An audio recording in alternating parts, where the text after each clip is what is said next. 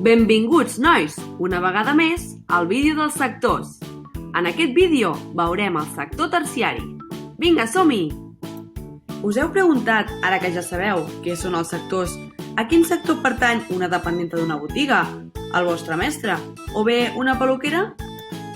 Doncs les activitats que no obtenen productes de la naturalesa ni tampoc les transformen en productes elaborats pertanyen al sector terciari. Així doncs, els oficis que pertanyen al sector terciari són aquells que ofereixen un servei als altres intentant facilitar-nos la vida. Alguns dels serveis del sector terciari serien l'educació, la sanitat, la cultura, el transport i el comerç. En l'educació ens transmeten coneixements i els valors.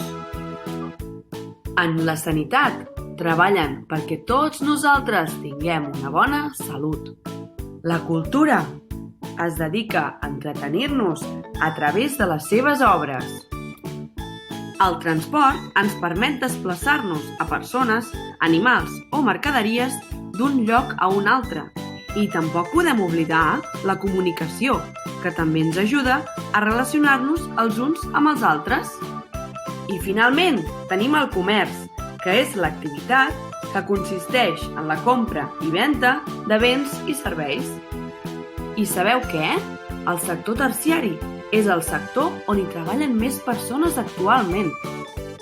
Bé, nois, doncs fins aquí l'explicació dels sectors. Espero que hagueu après una miqueta més. Ens veiem molt aviat. Adeu!